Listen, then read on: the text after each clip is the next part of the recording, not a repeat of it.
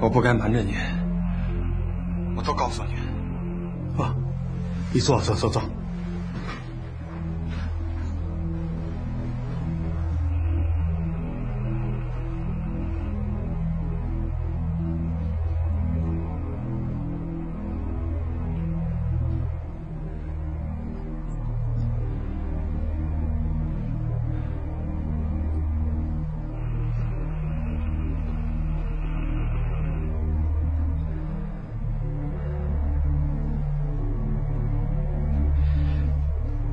栋梁，你千万别着急啊！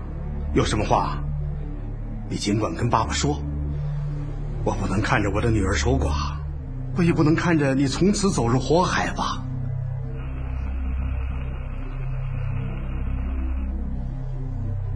你还记得我们在隔离大楼的时候，我不是碰到一个日本朋友吗？是渡边先生。是，他前些天突然找到我，说是母亲病了，可是部队不给他放假，他很生气。后来他说他要跟部队长闹翻，辞职回国。他有一些东西想要存放在我这儿，我问他为什么不亲自保存呢？他说都是他自己关于疫苗方面的学术材料。如果他要辞职回国，部队就要扣留这些文件。他想先放在我这儿，然后等他回国再让我寄给他。他知道您是警察厅长，可能觉得放在我这儿安全些。他一再告诉我，这些东西千万不能落在别人手里，否则的话会有很大的麻烦。那些资料在什么地方？我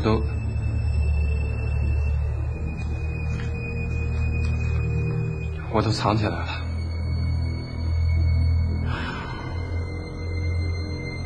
后来呢？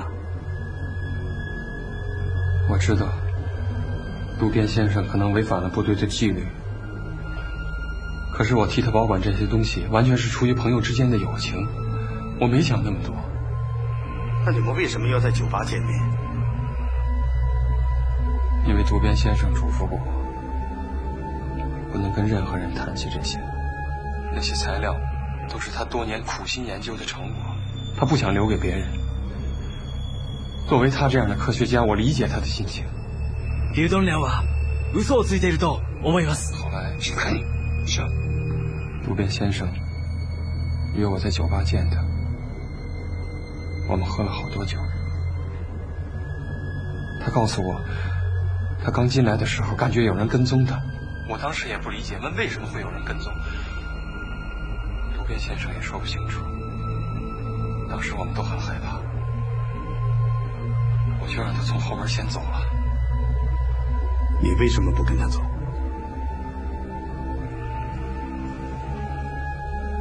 一是因为我怕连累自己，二是因为事情来得太突然了，我太紧张了。送走了渡边先生，我正打算回医院，正好在这个时候碰到了许克明，因为他在我那儿看过病，我就陪他坐着聊了一会儿天。后来他也出去了。再以后呢？再以后，外面就响枪了。当时酒馆里的人都吓坏了，有些人从后门逃走了，我也就跟着他们跑了。是这样啊。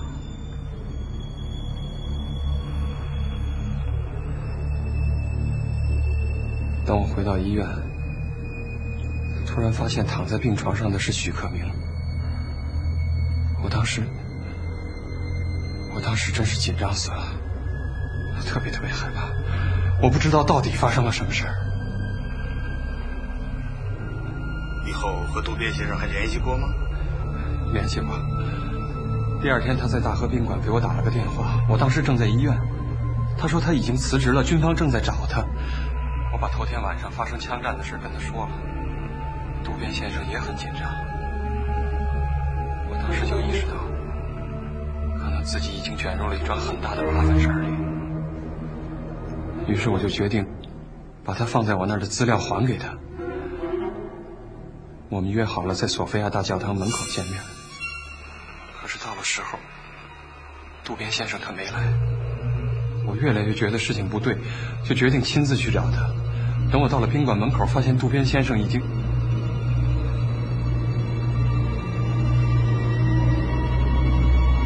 我发现渡边先生已经遇害了，我就马上离开了。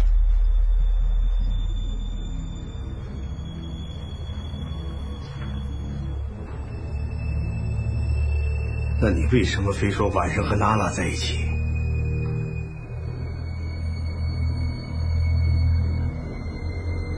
事情越闹越大了，爸，你要相信我这么做也是为了保护我自己。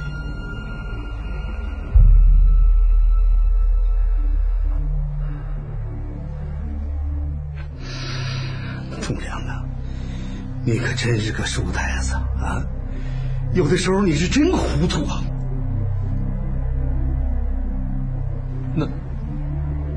那我现在该怎么办？你现在马上把渡边的材料交出来，我再和中村先生商量商量。你今后可不能再做这种蠢事了。资料不能交出来，不行你就跟中村说，我因为害怕把资料都烧了，要不我对不起渡边先生啊。你，仲良啊，看起来你好像是个精明人啊。可有的时候，你还不如那个没有文化的老百姓。可那些资料都是渡边先生多年的心血呀。仲良啊，你是真不明智啊！我告诉你啊，若要人不知，除非己莫为呀。过一会儿，你把这一切都一五一十的跟宪兵队的人交代清楚，该怎么事就怎么回事啊！千万不能自作聪明。他们职业就是干这个的，你说谎人家看得出来呀。那材料藏在哪儿了？你要主动交出来。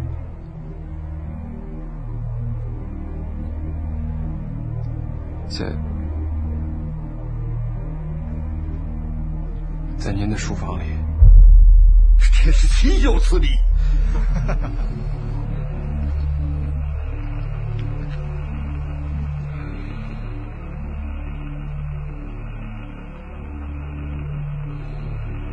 トマ、すぐに鶴内から資料を取り戻してこい。はい。内容か漏れているか心配だな。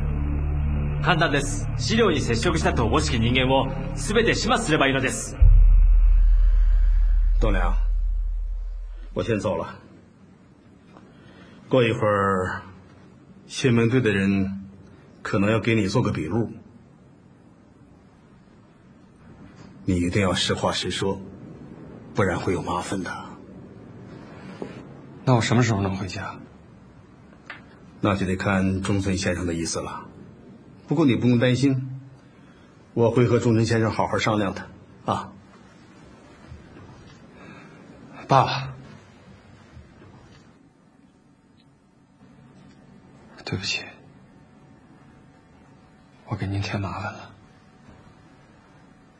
麻烦您转告娜拉，让她千万别着急。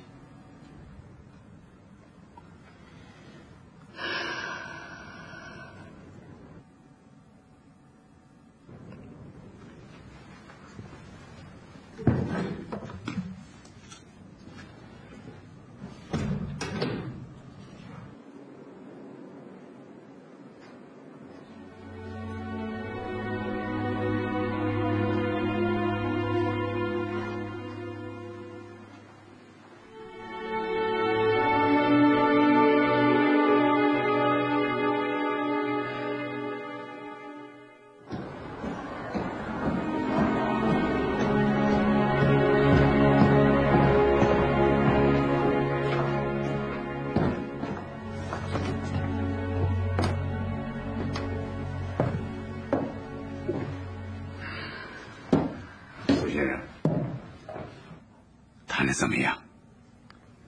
您不是都听到了吗？哦，刚才我不在剑府市，远见给我简单介绍了一下。我看这样吧，您派几个人跟我回家去，我从自己的枕头底下把那些资料取出来。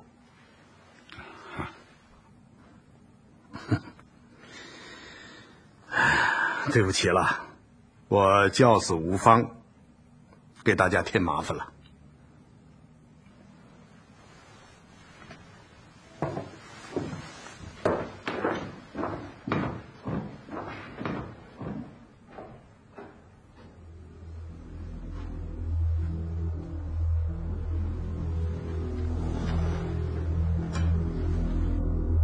長官、私が思うにリュードリアの言ってることは筋が通っています。そう簡単なことじゃない。では1000人間違って殺しても1人を逃がすわけには。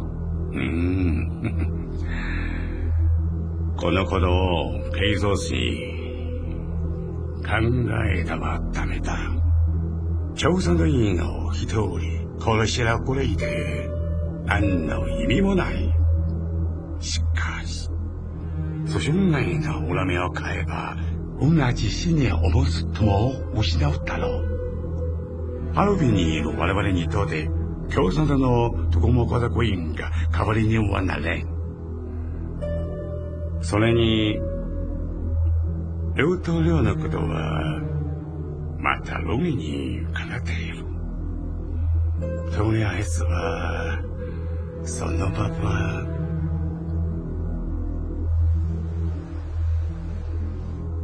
ほっとけ。だがこれからは両党領を視野に入れるんだ。もし奴が共産党員なら逃げられんようにな。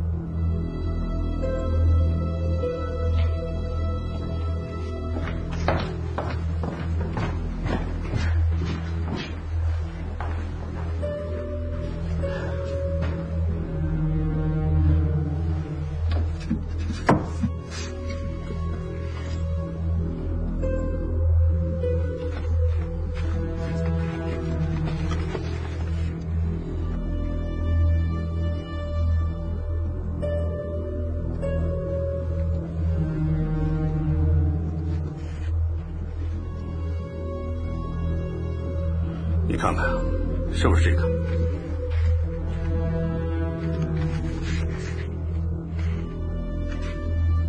嗨，送客。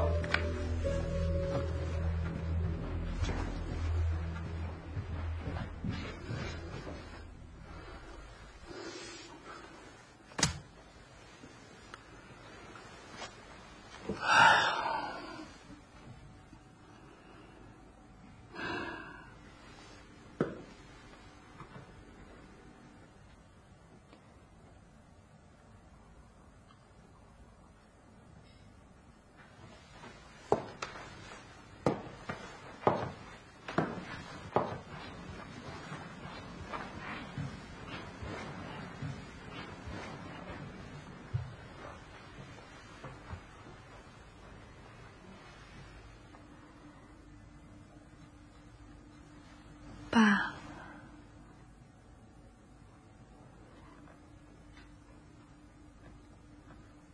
您生我气了？哪了？从小到大你都没跟我说过谎话呀。你现在出息了。我其实是怕你。你别说了，别说了。我要清静一会儿。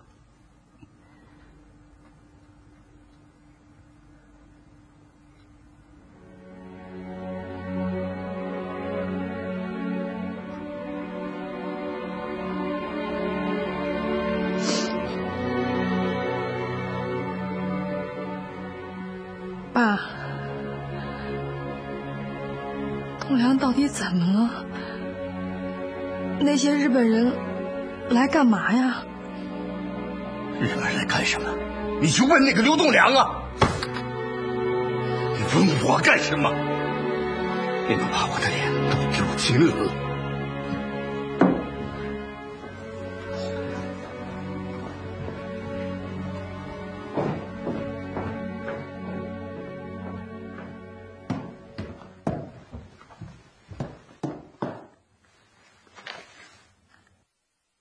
渡辺が流動者へ渡した資料が見つかりました。封は切られていません。見たところ、すべて医学論文です。内容は国家機密にまでは及んでいません。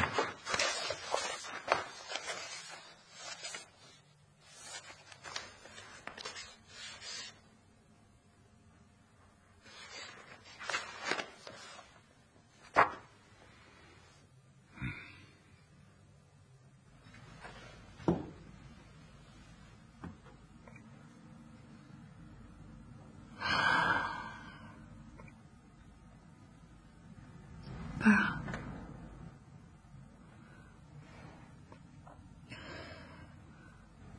爸，进来吧。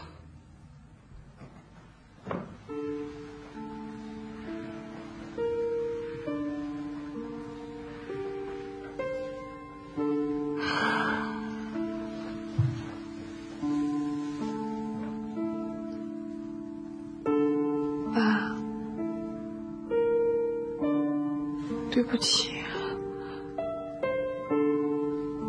我跟您撒谎，我主要是怕您担心。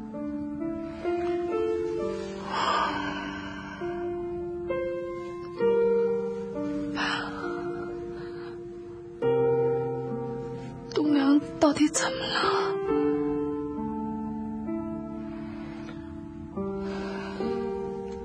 娜娜，我一直把栋梁当成自己的亲儿子，可我没想到他会做出这种事情来。他做什么了？他居然背着我，把一份日本叛国者的秘密材料偷偷的放到我的书房里。为什么会这么做呀？这可不是件小事情啊！这是关于到日本国最高层的国家机密。731部队到底是干什么的，没人知道，也没人敢去知道，因为知道的人都会掉脑袋。可刘栋梁却不信这个邪。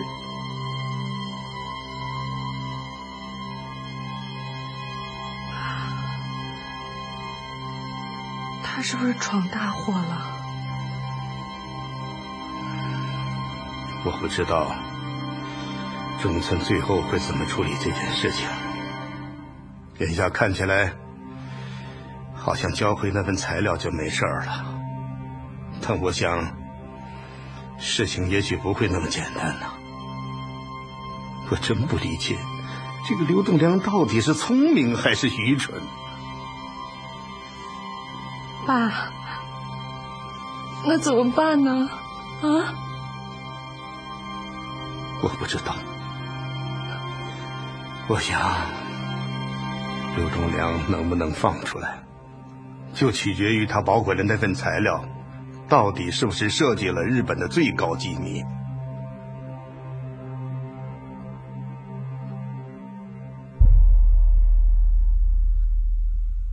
両棟梁も嘘は言ってないよ、ブタ。私はやはり嘘をついていると考えます。彼はバカではありません。きっと資料から何か有益な情報を引き出すつもりです。そうだな。今日診療から電話があって今回の時点の報道は絶対に秘密だ。俺も迷ってるんだ。いつのやり方だと奴は命はない。はい。奴を生きては出しません。だが組織問題のことを考えなければあいつの存在は重要だ。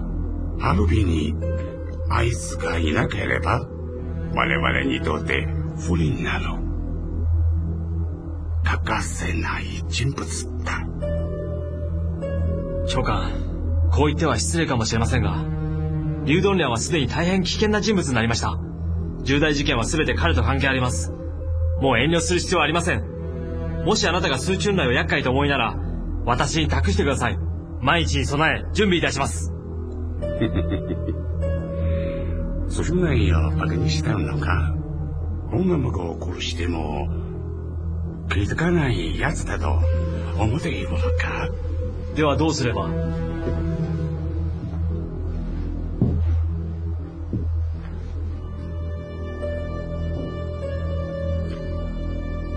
やはりリュウドリャンは共産党員だと思うか。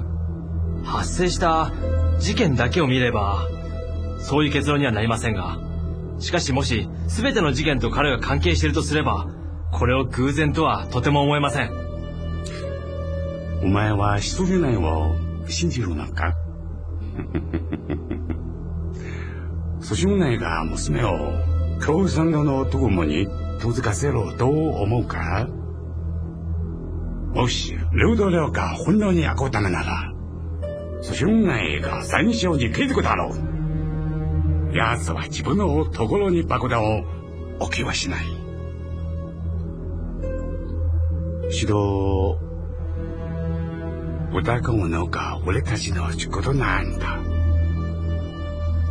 しかし俺にはリュウドリャンが共産党のどこもには見えん。何の訓でも受けたことがないと。調べならわかるだろう。あんなに愛している妻と子裏切れると思うか。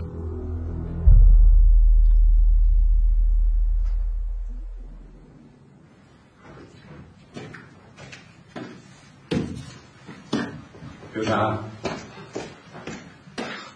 中村先生，实在是对不起，我做了不合适的事儿，向您表示歉意。这件事情已经过去了，我理解你的心情。我希望这件事儿不会对我岳父有什么不好的影响。不会，现在任何责备的话都没有意义。你是个聪明人呢，你我之间就不必多说什么了。不过苏厅长对这件事情感觉到非常难堪的，心情方面压力还是很大的。好在这件事情都不是出自恶意，心情方面对我们的解释表示理解，所以这件事情我们到此为止。多谢了，中村先生，我不会忘了您的。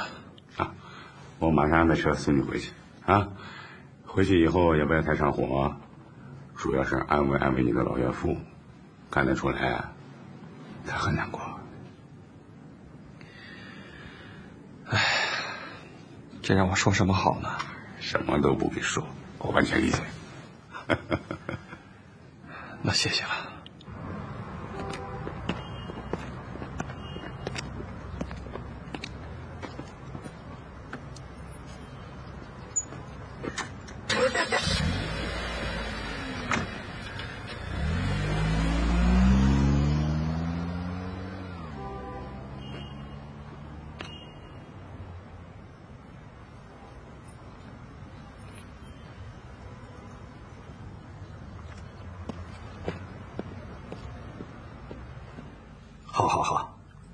好，谢谢了，谢谢。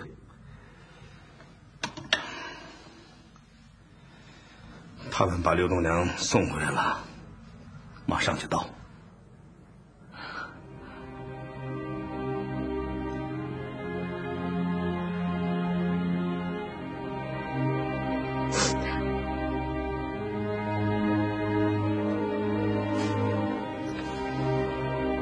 娜娜，别不要太难过了。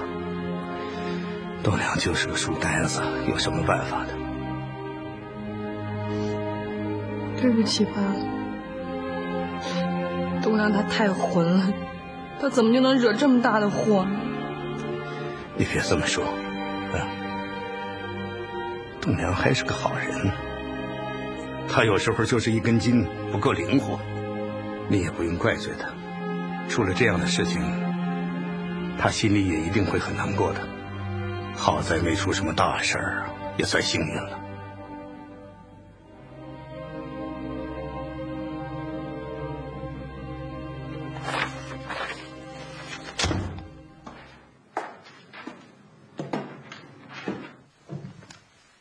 長官。これはキャムスとプテンコからの特別郵送レバだ。それと韓国から選んだ52名の政治犯と刑事犯、月曜までに73シップ台へ郵送しろ。はい。当時ここを確認したら、メバとすべての資料を処分しろ。はい。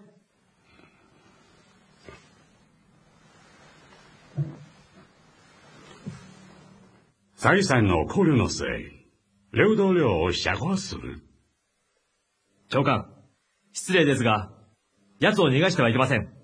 機密事項が漏れた可能性がある限り、我々は厳格な手段でもって制御しなければいけません。ドナ、お前の忠誠心は分かっている。しかし、俺とお前の考え方は違う。統一人が収容所で、ユダヤ人を処分していることは確かだ。これは仕方ない。戦義風に暴力行為は双方に発生することだ。無理もない。お前、中国人の若要人不知，除非己莫为。どうよ。この帽子でいるか。もし失敗しても隠し通す自信はあるのか。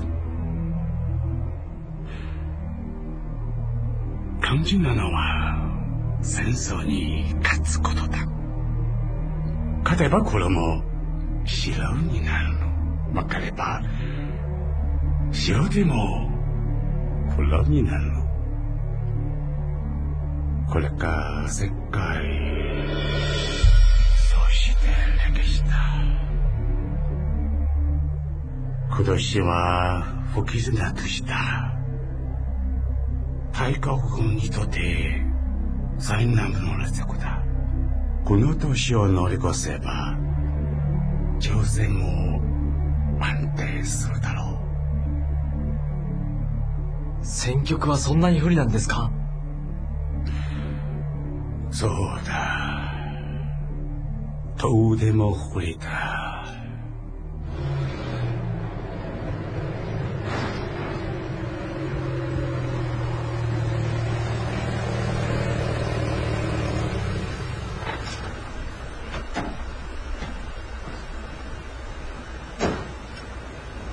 ありがとう。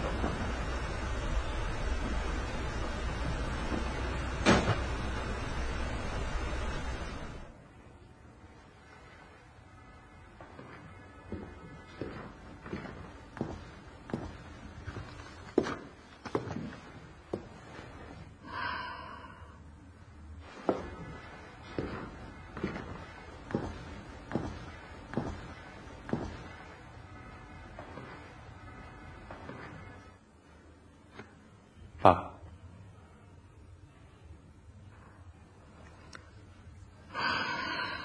坐吧。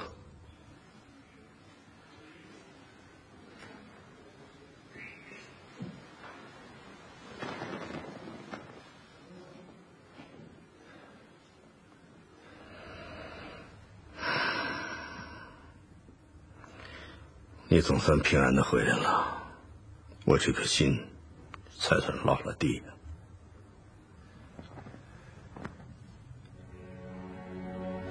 爸，我让您担心了。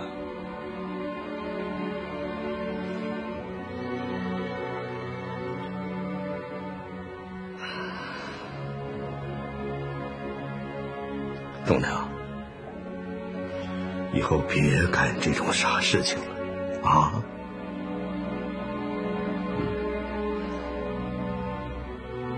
你快去看看娜拉了，她都快急死了。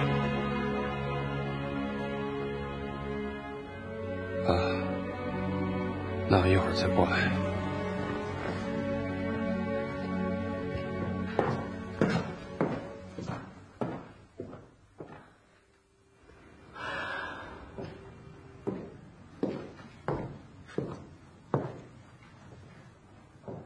娜拉，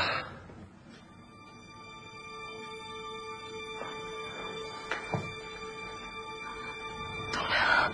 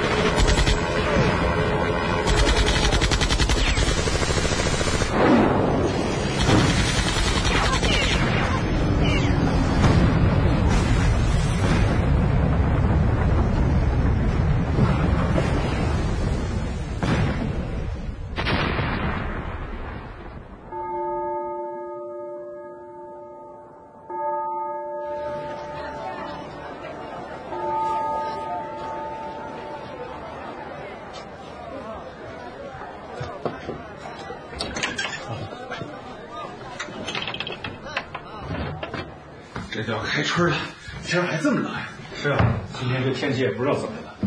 来介绍一下啊，这是老孟，这是小高。你好，你好，来坐吧。哎，上级有指示吗？上级同意了我们的行动方案，让我们在这种颓势下，给敌人一点教训。当前的世界局势对我们非常有利，苏联红军对德国已经进入了强大的反攻态势。有消息说，今年夏天之前，盟军就能彻底打败德国。几周前，苏美英三国首脑在雅尔塔召开会议，会后发表了克里米亚声明，已经在讨论战后的问题了。这么说，我们胜利在望了。是啊，这场旷日持久的战争，也许今年就能见分晓了。可是我们这里仍然是死气沉沉，似乎看不到胜利的希望。从世界大局看，法西斯气数已尽，只是个时间早晚的问题了。但是对我们来说，现在是黎明前的黑暗，敌人会比以往更加凶残。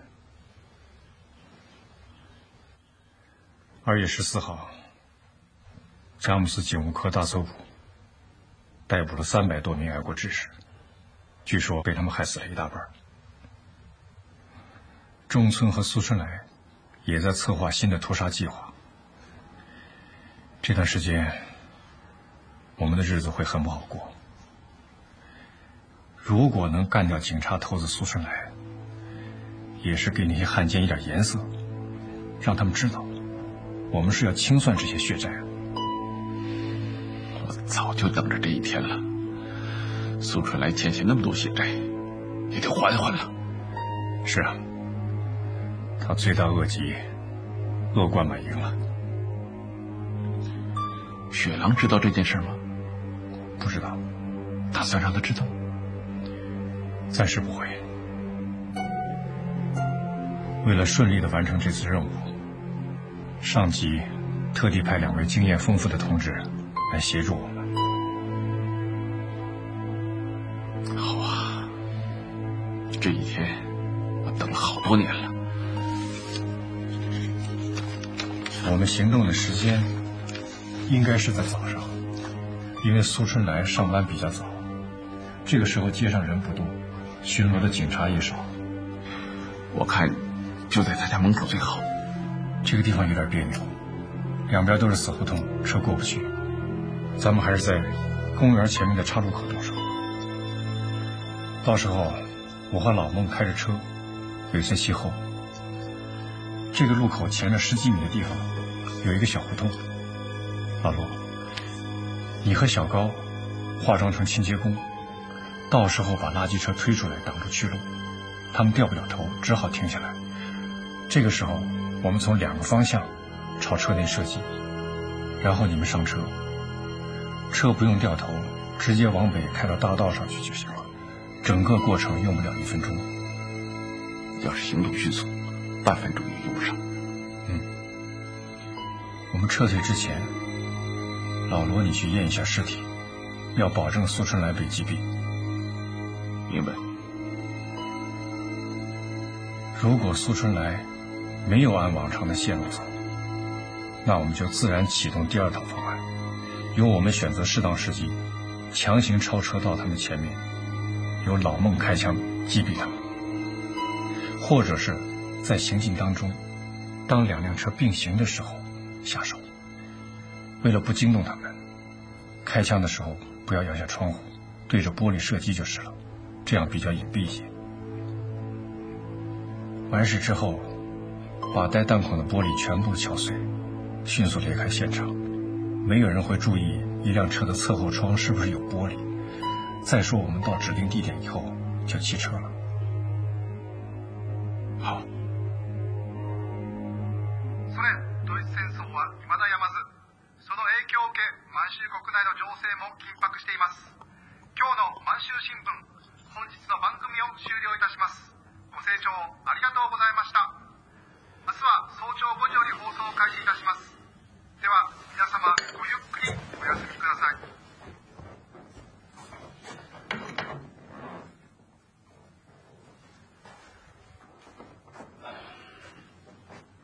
要不然你先去睡吧。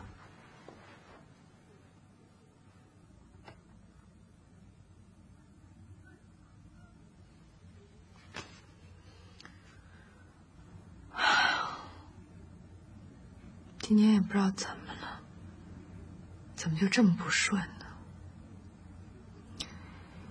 你说这世界大战到哪天才是个头啊？这老百姓想过一天平安日子，怎么就那么难呢？哎呀，鬼才知道